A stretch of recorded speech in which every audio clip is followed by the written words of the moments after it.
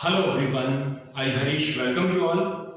आज का हमारे इस वीडियो का टॉपिक है ट्रांसलेशन। ट्रांसलेशन के ऊपर मैं पहले भी बहुत सारी वीडियोस बना चुका हूँ। मेरी कोशिश है कि आपकी ट्रांसलेशन आसान हो। ट्रांसलेशन करने में आने वाली जो भी दिक्कतें हैं इन वीडियोस में उन परेशानियों को दूर करने का मेरा प्रयास है। इस वीडियो के डिस्क्रिप्शन में मैं ट्रांसलेशन की सारी वीडियोस जितनी भी मैंने बनाई हैं उन सभी का लिंक इसमें दे रहा हूं। आप उनको भी जाकर देखिए, आपकी ट्रांसलेशन काफी अच्छी हो जाएगी।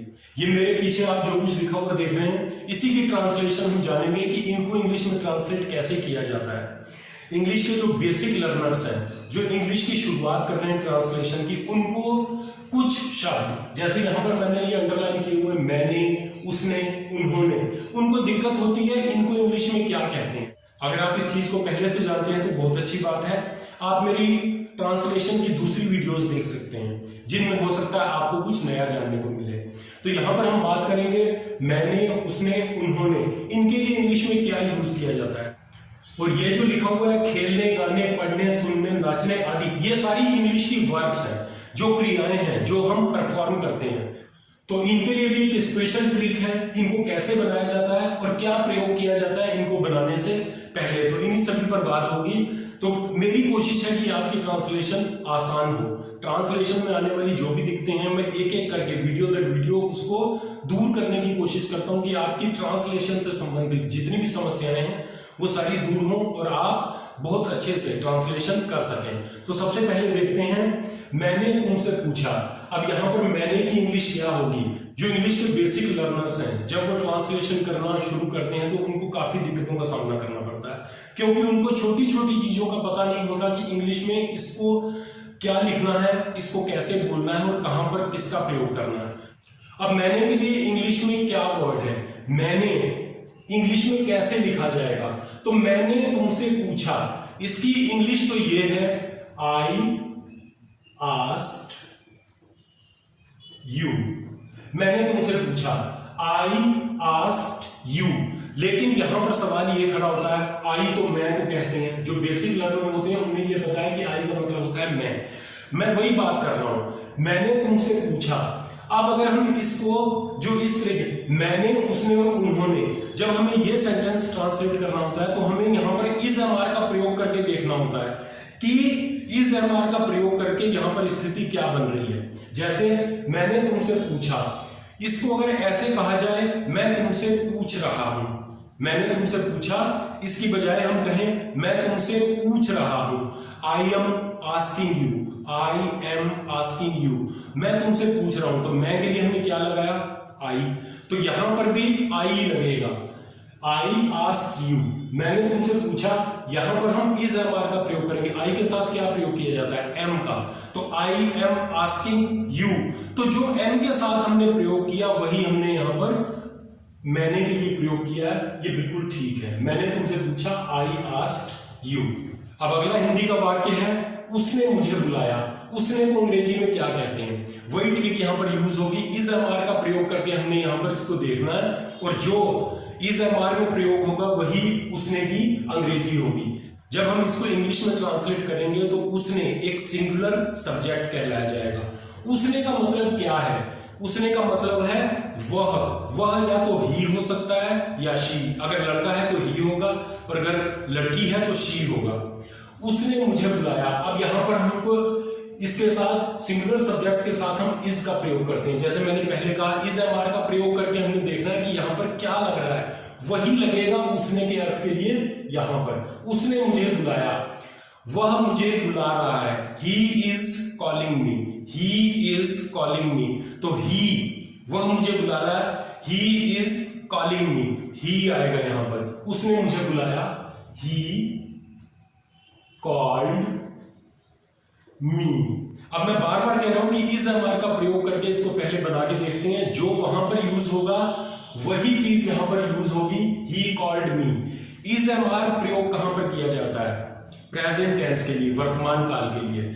लेकिन मैंने, उसने और उन्होंने ये पास्ट की बात बताने के लिए प्रयोग होते हैं। मैंने तुमसे पूछा, यानी ये पीछे पास्ट की बात हो रही है। मैंने तुमसे पूछा, उसने मुझे बुलाया, पास्ट में बुलाया। उन्होंने काम किया, पास्ट में कोई काम किया, तो ये मैंने, उसने और उन्होंने, ये पास्ट की बात करते हैं। लेकिन इज एमआर का प्रयोग केवल हम ये जानने के लिए करते हैं कि यहां पर हमने लिखना क्या है। मैंने, उसने या उन्होंने की जगह हमने यहां पर लिखना क्या है।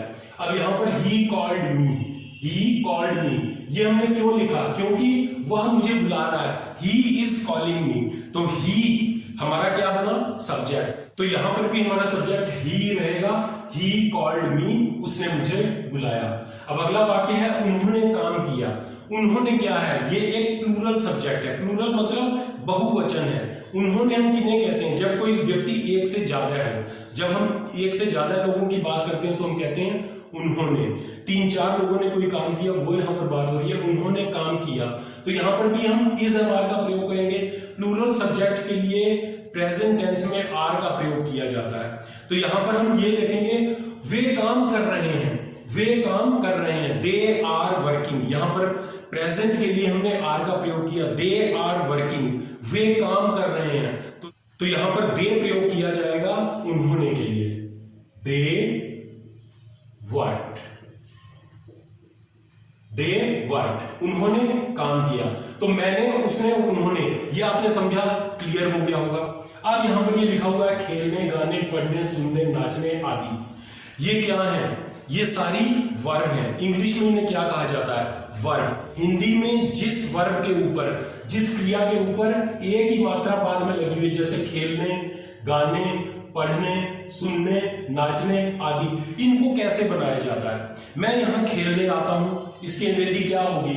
आई कम हियर टू प्ले। मैं यहां खेलने आता हूं।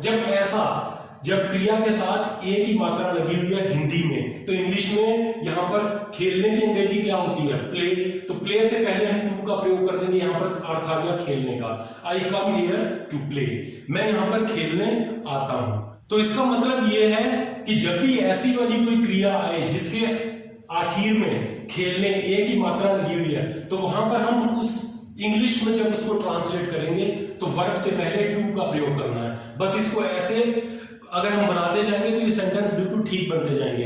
लेकिन हर जगह पर ये काम नहीं करता है। ये केवल वहीं पर काम करेगा जहां पर काम करने की बात हो रही हो, किसी काम को परफॉर्म करने की बात हो रही हो। जैसे मैं कह रहा हूं आई कम हियर टू प्ले, मैं यहां पर खेलने आता हूं, तो एक क्रिया करने आते हैं ना, खेलने के लिए आते हैं, वहां पर ये काम करेगा।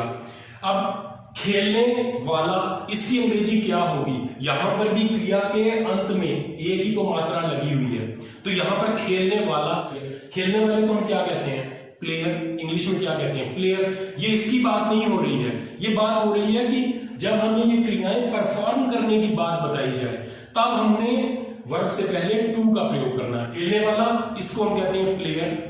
गाने वाले को हम कहते हैं सिंगर। पढ़ने वाले को हम कहते हैं स्टूडेंट। तो यहां पर भी क्रिया के साथ एक ही मात्रा आ रही है, लेकिन यहां पर इसके साथ में लगा हुआ है वाला, हमें उसकी परिभाषा बतानी है। पढ़ने वाले को हम क्या कहते हैं? स्टूडेंट। खेलने वाले को क्या कहते हैं? प्लेयर। तो इस तरह से। लेकिन टू और वर्ब का प्रयोग हम कहां पर करते हैं? जहां पर इन चीजों को परफॉर्म करने की बात हो।